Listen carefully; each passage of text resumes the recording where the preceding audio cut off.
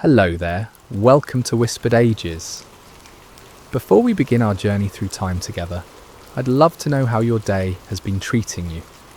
Whether it's morning coffee time, an afternoon break, or perhaps you're settling in for the evening, wherever you are in this vast world of ours, you found the perfect moment to step back into history.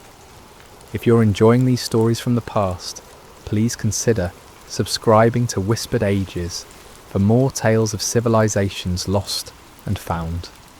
Tonight, we travel to the highlands of ancient Anatolia, to a people whose very name was forgotten by time itself. This is the story of the Hittites, an empire that once stood shoulder to shoulder with the pharaohs of Egypt, yet vanished so completely that for 3,000 years they existed only as mysterious references in ancient texts. Settle in as we uncover the rise and fall of one of history's most remarkable forgotten empires, Central Anatolia, circa 1700 to 1400 BCE. The morning mist clung to the valleys of Central Anatolia as Labana I stood atop the hill that would one day hold the mighty walls of Hattusa. Below him stretched a landscape of scattered settlements, each jealously guarding its independence, each vulnerable to the raiders who swept down from the northern mountains or up from the southern plains. But Labana saw something different in this fractured land. He saw unity waiting to be born. The year was approximately 1680 BCE, and the world was a tapestry of emerging powers. In the south, the great cities of Mesopotamia continued their ancient dance of conquest and commerce. To the southwest, Egypt was entering a period of unprecedented wealth and expansion. But here, in the Anatolian highlands, something new was stirring. Labana was not originally from these lands.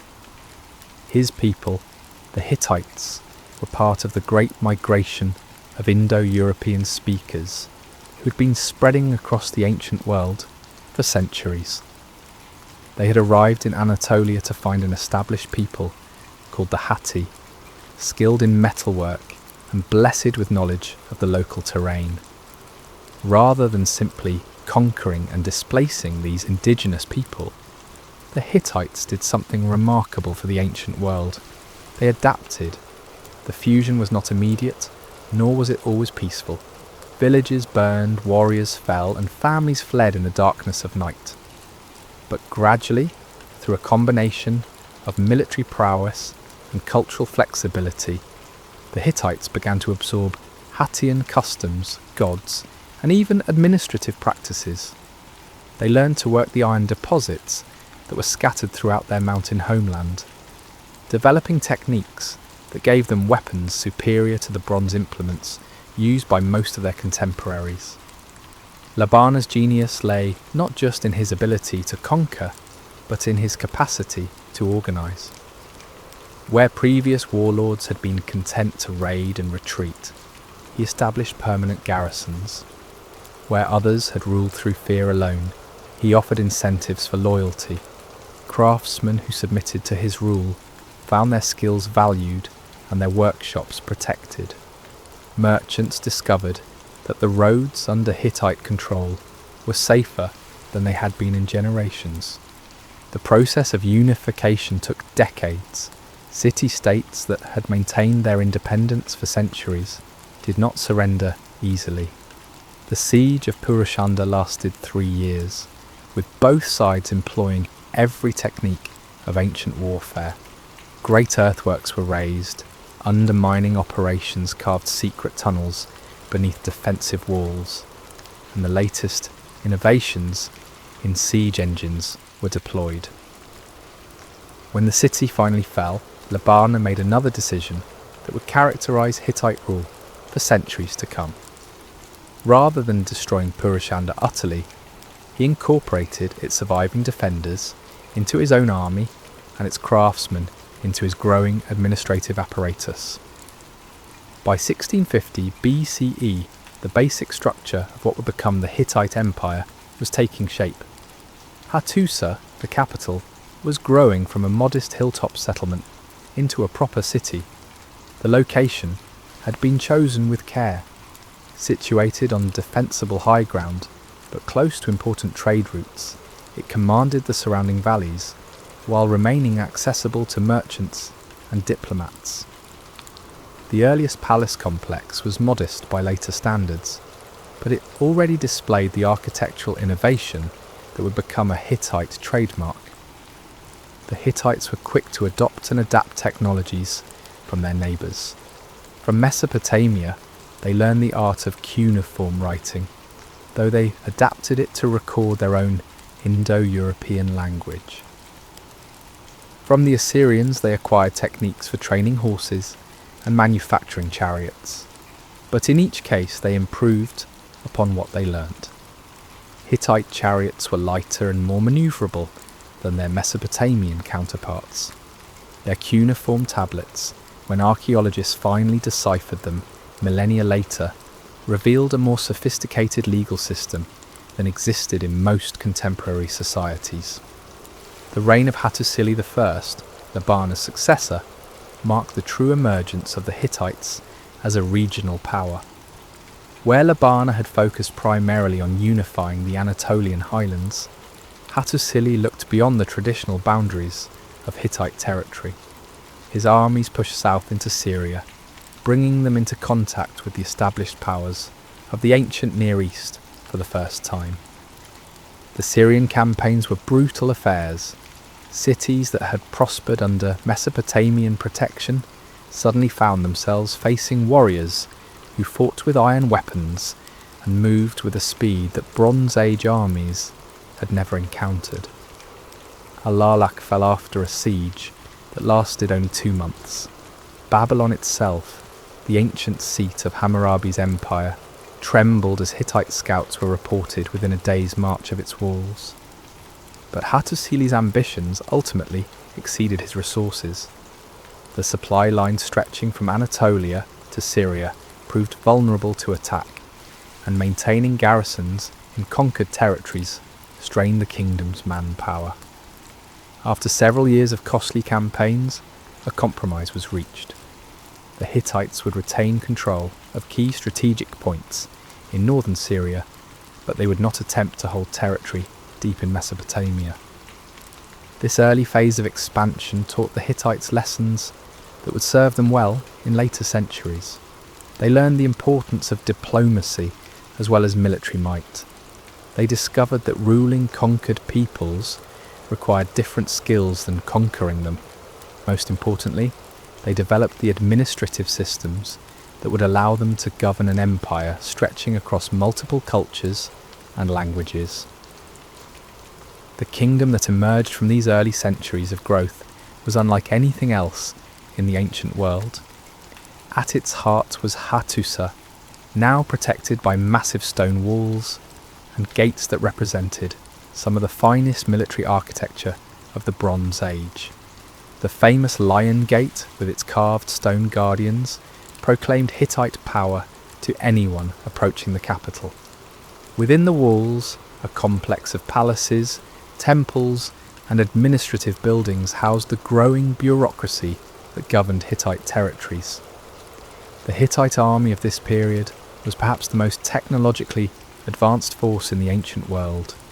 Their mastery of ironworking gave them superior weapons, while their innovations in chariot design provided them with unprecedented mobility on the battlefield. But technology alone did not account for their success. The Hittites developed tactical innovations that maximized the effectiveness of their equipment. Their chariots were used not as individual fighting platforms, as was common elsewhere, but as coordinated units that could execute complex maneuvers on the battlefield. Perhaps most remarkably, the Hittites were among the first ancient peoples to develop what we might recognise as professional diplomatic corps. As their territory expanded and they came into contact with more established powers, they discovered that negotiation could often achieve what military force could not. Hittite kings began to correspond regularly with their counterparts in Egypt, Babylon, and Assyria. These letters, preserved on cuneiform tablets, reveal a sophisticated understanding of international relations. The religious life of the Hittites during this period reflected their cultural adaptability. Rather than imposing their own gods upon conquered peoples, they added local deities to their pantheon. The result was a religious system of remarkable complexity, with over 1,000 gods receiving official recognition. This religious tolerance was not mere pragmatism, though practical considerations certainly played a role. The Hittites genuinely believed that gods were tied to specific places and peoples, and that conquering a territory meant assuming responsibility for its spiritual well-being as well as its material prosperity. By 1400 BCE, the foundations of what would become one of the ancient world's great empires were firmly in place. The Hittites had transformed themselves from a collection of tribal peoples into a sophisticated state capable of projecting power across vast distances. Their capital at Hattusa rivaled any city in the ancient world for its architectural grandeur and administrative complexity. Their army was feared from the shores of the Black Sea to the borders of Egypt, but the true test of Hittite power lay ahead. The second millennium BCE was entering its most turbulent period, as established empires clashed for dominance and new peoples pressed against the borders of civilization. The Hittites had built a strong foundation, but whether it could support the weight of empire remained to be seen. The height of Hittite power, circa 1400 to 1250 BCE. The sun was setting behind the walls of Hattusa when King Suppiluliuma I received the most extraordinary diplomatic communication of his reign. The message, written in Akkadian on a clay tablet, bore the seal of the Egyptian royal house, but this was no ordinary diplomatic correspondence between equals. This was a letter from Ankhesenamun, the young widow of Tutankhamun, pleading with the Hittite king to send one of his sons to marry her and rule Egypt. "My husband has died," the letter read, "and I have no sons. They say I should marry one of my servants, but I refuse. Send me one of your sons, and he shall be my husband and rule over Egypt." Suppiluliuma stared at the tablet in amazement. Never in the history of Egypt had a pharaoh's widow offered the throne to a foreign prince. The implications were staggering. With a single marriage alliance, the Hittites could potentially control both their own empire and the wealth of the Nile Valley. It was an opportunity beyond the wildest dreams of his predecessors. But it was also, Suppiluliuma realised, almost certainly a trap. This moment, occurring around 1323 BCE, perfectly captures the complexity of international relations during the height of the Hittite Empire. By this time, the Hittites had evolved far beyond their origins as Anatolian highlanders. They had become one of the four great powers of the late Bronze Age world, standing as equals with Egypt, Babylon, and Assyria in a complex web of diplomacy, trade, and warfare that spanned the known world. The rise to this position had not been easy or inevitable. After the foundational work of Labana and Hattusili, the Hittite kingdom had endured a century of internal strife and external pressure. Succession disputes had weakened royal authority, while aggressive neighbours had seized Hittite territories. For a time it seemed possible that the Hittites might collapse entirely, becoming merely another footnote in the long history of Anatolian peoples. The recovery had begun under Tudhaliya I, who had spent decades fighting to restore Hittite power, but it was under Suppiluliuma that the kingdom had truly been transformed into an empire. Taking the throne around 1344 BCE, he had combined military genius with diplomatic skill to expand Hittite influence further than ever before. His first major campaign had targeted the kingdom of Mitanni, which controlled much of northern Syria and had long been a rival for influence in the region. The Mitannians were formidable opponents, skilled in chariot warfare and backed by Egyptian gold. Their capital at Washukani was protected by elaborate fortifications and had never fallen to foreign assault. Superluliuma's approach to this challenge demonstrated the sophistication that Hittite warfare had achieved. Rather than attempting a direct assault on Mitannian strongholds, he first isolated them diplomatically. Secret negotiations with Mitannian vassals had revealed widespread dissatisfaction with their overlords. Heavy tribute demands and arbitrary rule had created numerous potential allies for the Hittites. The campaign itself was a masterpiece of strategic coordination. While Hittite armies engaged Mitannian forces in northern Syria, other units crossed the Euphrates far to the east, threatening the Mitannian heartland. Supply lines were carefully planned to ensure that Hittite forces could maintain their offensive for months, if necessary. Most importantly, local populations were treated as potential allies rather than conquered peoples. The decisive battle had occurred near the city of Carchemish in 1340 BCE. The Mitannians, forced to fight on multiple fronts, had gathered their strength for a final confrontation. Their army was magnificent, with hundreds of bronze-armoured chariots, arranged in perfect formation, their horses prancing beneath banners that had flown over Syrian battlefields for generations. The Hittite force that faced them represented the culmination of centuries of military evolution. Their chariots were lighter and more manoeuvrable than their opponents. Their iron weapons gave individual warriors a crucial advantage, and their tactical coordination was superior to anything the Mitannians had encountered. But perhaps most importantly, they fought with the confidence of soldiers who knew they represented a rising power, while their enemies faced the spectre of inevitable decline. The battle lasted from dawn until late afternoon. Chariot charges thundered across the plain, raising clouds of dust that obscured the sun. Infantry formations clashed in brutal hand-to-hand combat, while archers sought elevated positions from which to rain death upon their enemies. When the dust finally settled, Mitannian power in Syria had been broken forever. But Superluliuma's true genius lay not in his ability to win battles, but in his capacity to consolidate victories.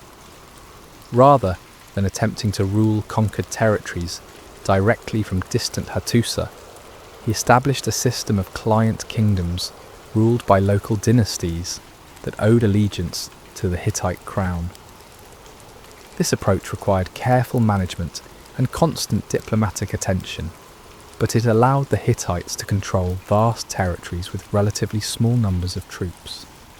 The success of this system was demonstrated in the aftermath of the Mitannian conquest.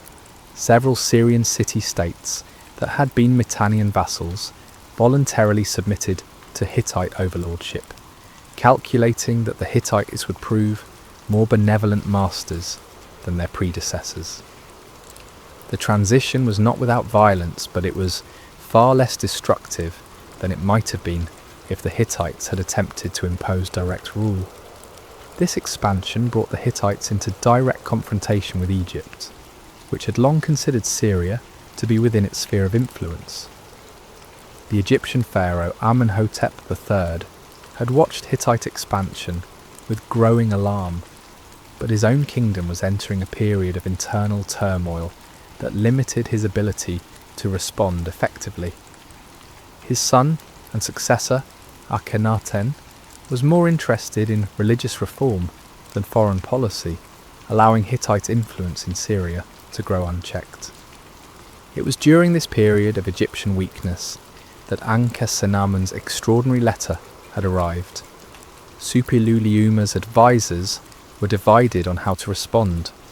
Some argued that the opportunity was too great to ignore, That control of Egypt would make the Hittites masters of the entire ancient world.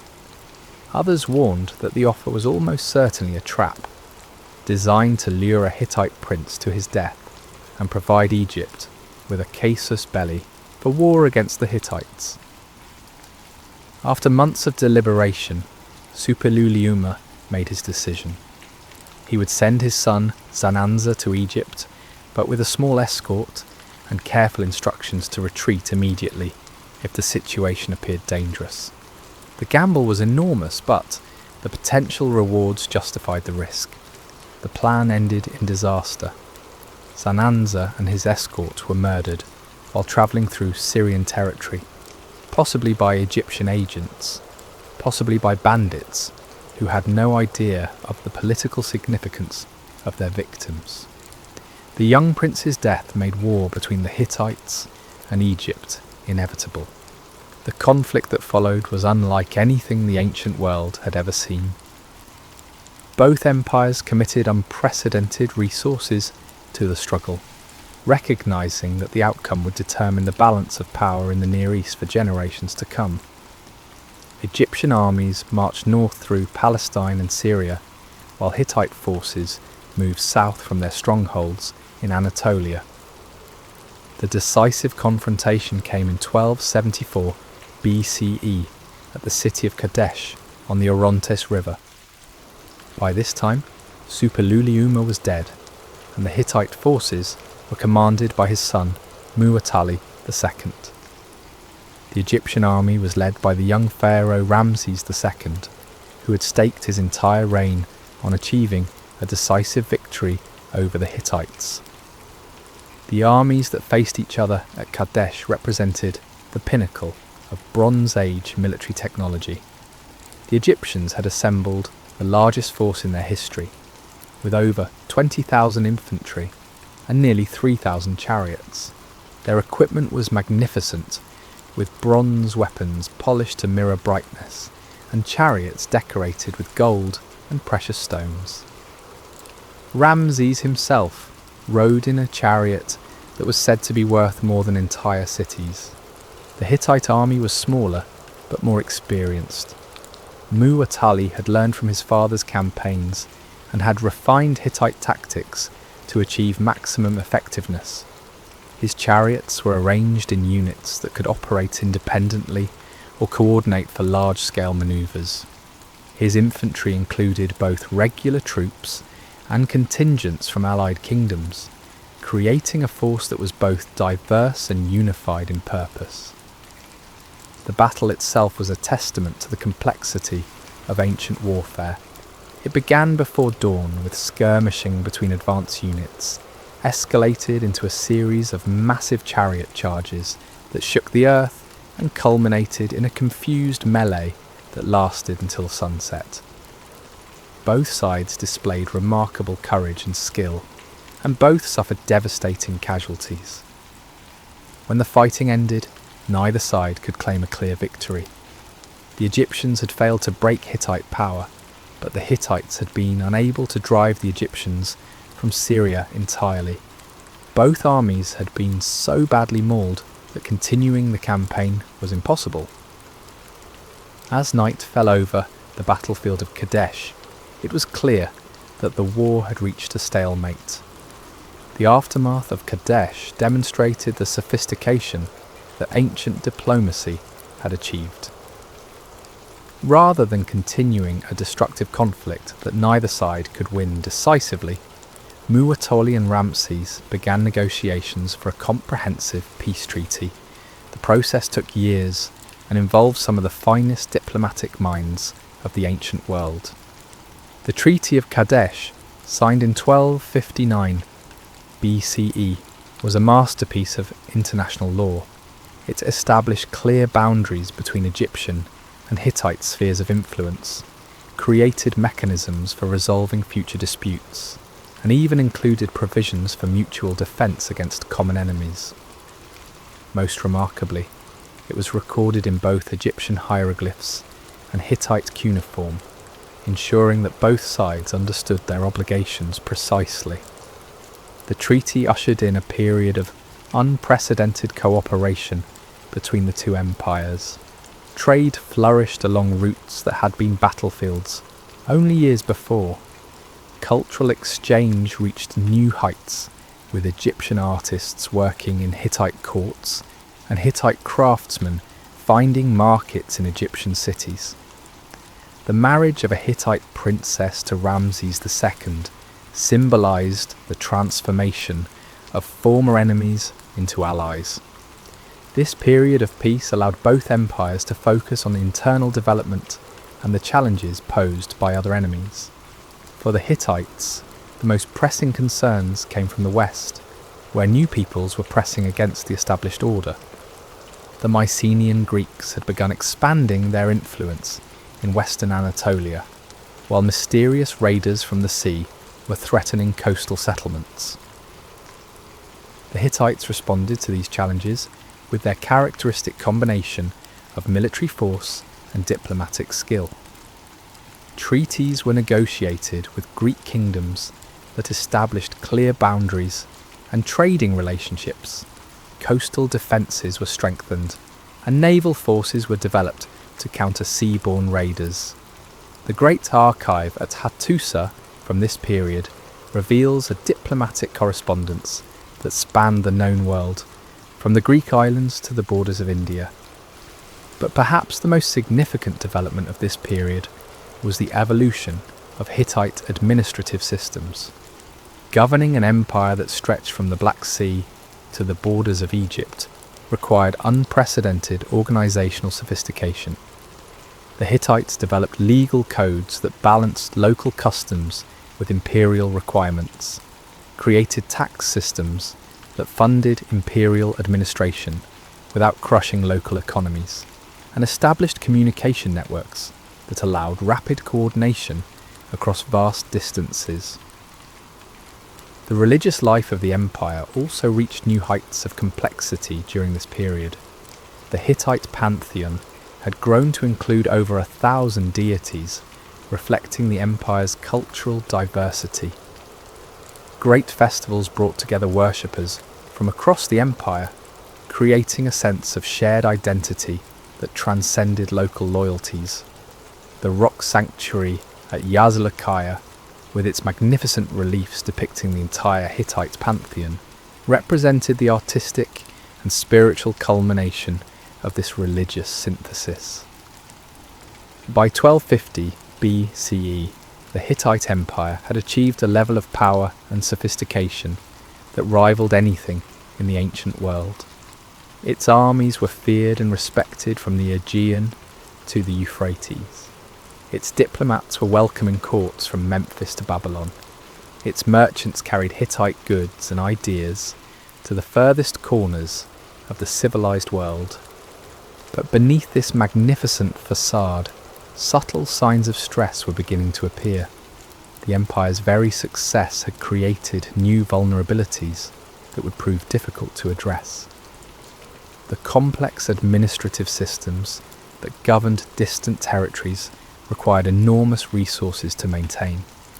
The diplomatic balancing act that kept potential enemies at bay demanded constant attention from the imperial court. Most ominously, changes in climate and population movements were creating pressures that would soon test the empire's resilience to its limits. The height of Hittite power was magnificent to behold, but like all human achievements, it carried within itself the seeds of its own eventual decline. The final century, circa 1250 to 1178 BCE. The first signs of trouble came not from enemy armies or diplomatic crises, but from the sky itself. In the 13th century BCE, the climate of the eastern Mediterranean began to shift in ways that would have catastrophic consequences for the civilizations that had flourished there for over 1,000 years. Rains that had fallen reliably for generations began to fail. Rivers that had never been known to run dry became seasonal streams. The great granaries of Hattusa, once symbols of Hittite prosperity, stood increasingly empty as harvest dwindled year after year. King Tudhaliya IV stood on the walls of his capital city in the year 1220 BCE, looking out over fields that should have been golden with grain, but instead stretched brown and barren to the horizon. The reports from his governors throughout the empire told the same story.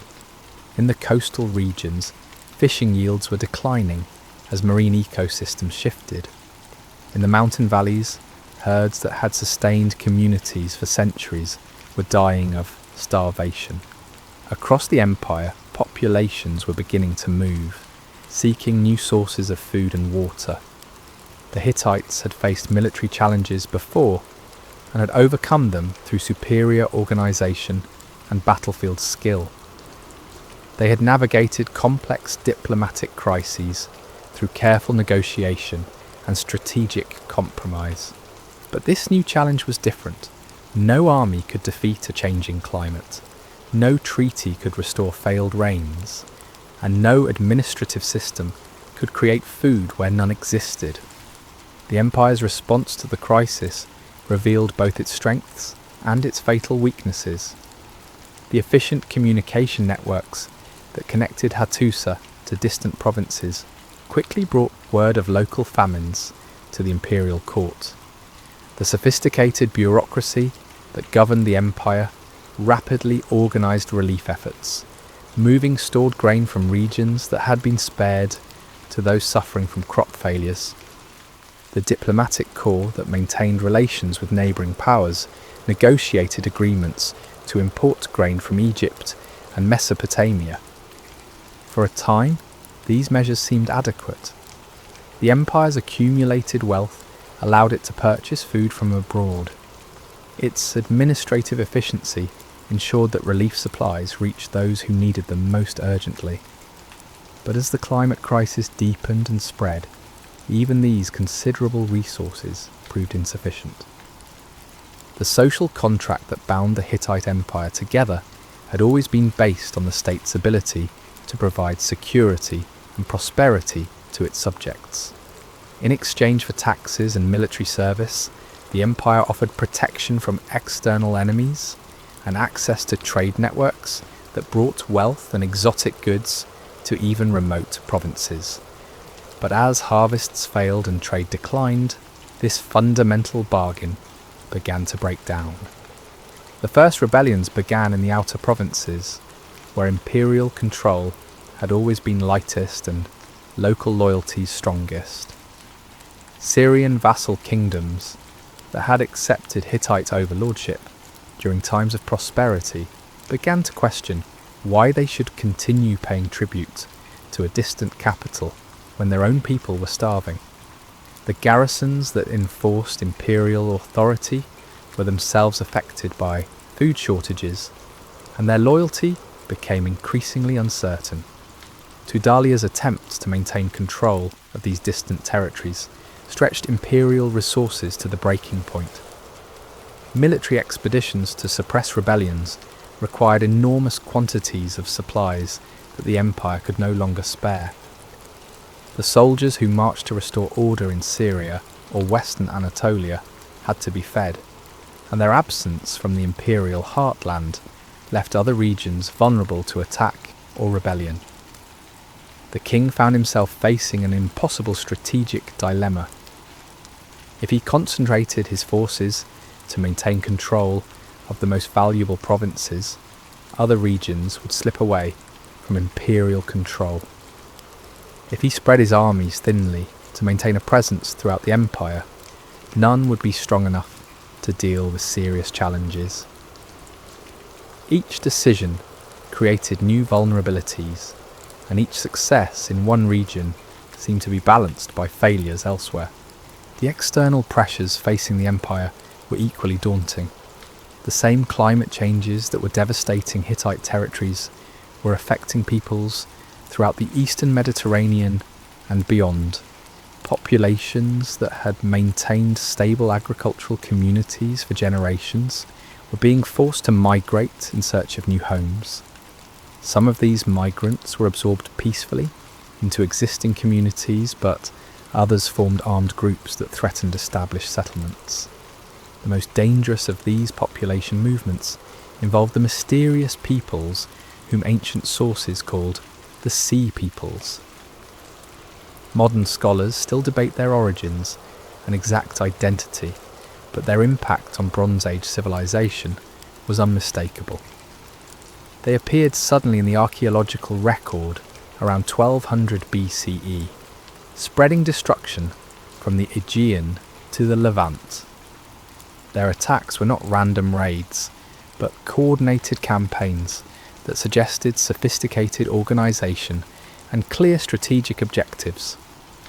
The Sea People's methods of warfare were unlike anything the established powers had encountered.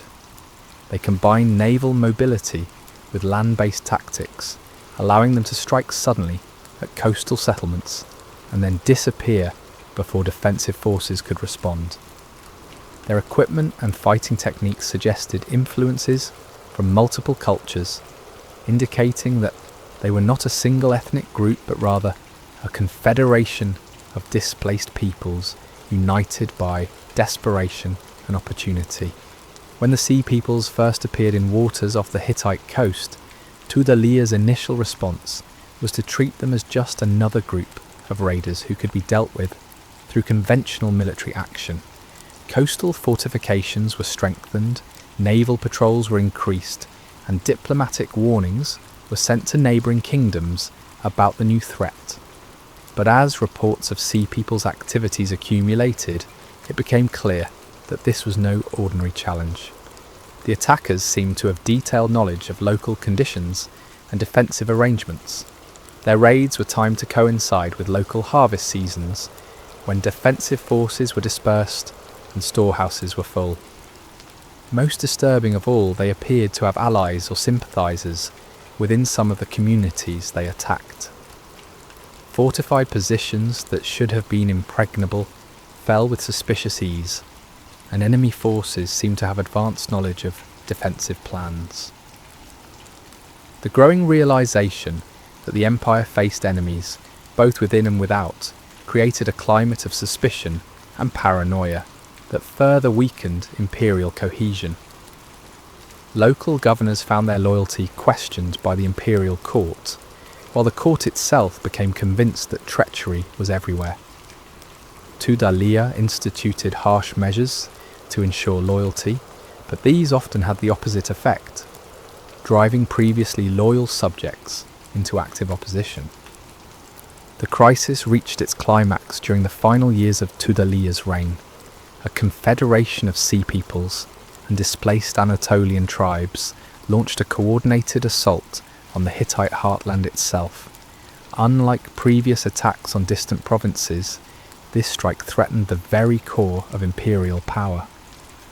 The attackers demonstrated sophisticated intelligence about Hittite defensive arrangements and struck at precisely the moment when the imperial army was dispersed on multiple fronts. The siege of Hattusa that followed was unlike anything in the city's long history.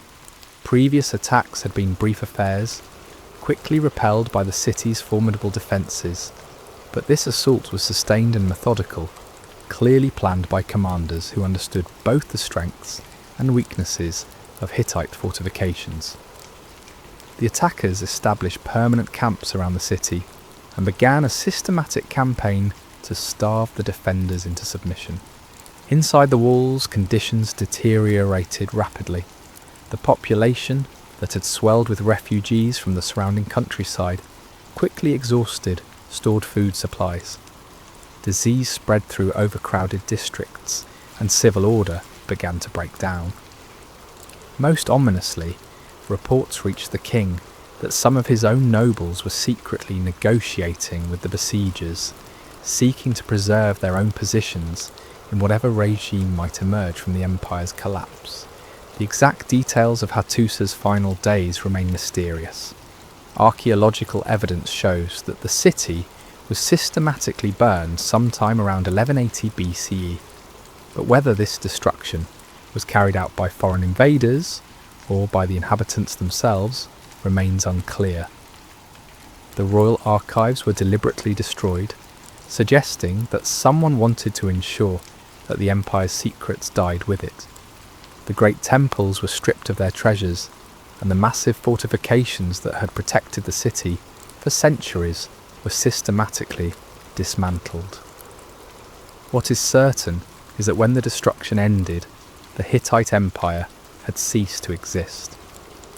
The administrative systems that had governed territories from the Black Sea to the Mediterranean collapsed almost overnight. The trade networks that had carried Hittite goods throughout the ancient world were severed. The diplomatic correspondence that had connected Hattusa to courts throughout the known world simply stopped. The disappearance of the Hittites was so complete that within a few generations their very existence had been largely forgotten. The territories they had ruled were occupied by new peoples who had no memory of previous rulers. The languages they had spoken ceased to be written and eventually died out entirely. The gods they had worshipped were replaced by new deities who commanded the loyalty of new populations. Some survivors undoubtedly escaped the general catastrophe. Small Hittite kingdoms persisted in southeastern Anatolia and northern Syria for several more centuries, maintaining some memory of the great empire's traditions. But these were pale shadows of the former imperial glory, local principalities that bore little resemblance to the great power that had once challenged Egypt and Babylon. The speed and completeness of the Hittite collapse has puzzled historians for decades. How could an empire that had survived for centuries, that had overcome numerous military and diplomatic challenges, disappear so suddenly and thoroughly? The answer seems to lie in the combination of environmental crisis, social breakdown, and external pressure that overwhelmed the empire's adaptive capacity. The Hittites had built their power on their ability to respond flexibly to changing circumstances. Their military innovations had allowed them to defeat more established powers. Their diplomatic skill had enabled them to manage complex international relationships. Their administrative efficiency had permitted them to govern diverse populations across vast territories. But all of these adaptations had been responses to political and military challenges. When faced with environmental changes that undermined the fundamental basis of their society, the empire's sophisticated systems proved inadequate. The climate crisis had not only reduced the empire's economic resources, but had also triggered population movements that destabilized the entire region. The administrative systems that had efficiently governed stable populations proved unable to cope with massive refugee movements and social upheaval. The military forces that had defeated organised armies were less effective against the guerrilla tactics employed by desperate migrants. The diplomatic networks that had maintained peaceful relations between established kingdoms could not function when those kingdoms themselves were collapsing. Perhaps most fatally, the empire's very success had created vulnerabilities that became critical weaknesses during the crisis. The concentration of wealth and population in major cities like Hattusa had created magnificent centres of civilization, but it had also created targets that were difficult to defend and catastrophic to lose. The efficient communication systems that had allowed rapid coordination across the empire also meant that bad news and panic could spread just as quickly as administrative orders. The cultural synthesis that had united diverse peoples under Hittite rule proved fragile when the empire could no longer deliver the prosperity and security that had made that unity attractive. By 1178 BCE, the last vestiges of Hittite imperial power had vanished. The great gates of Hattusa stood empty, their carved lions gazing out over abandoned streets. The cuneiform tablets that recorded the empire's laws, treaties, and administrative decisions lay buried under the rubble of collapsed buildings. The very memory of the people who had once ruled from the Aegean to the Euphrates, began its long journey into oblivion. For over 3,000 years, the Hittites would remain forgotten, remembered only in scattered references in biblical texts and Egyptian inscriptions.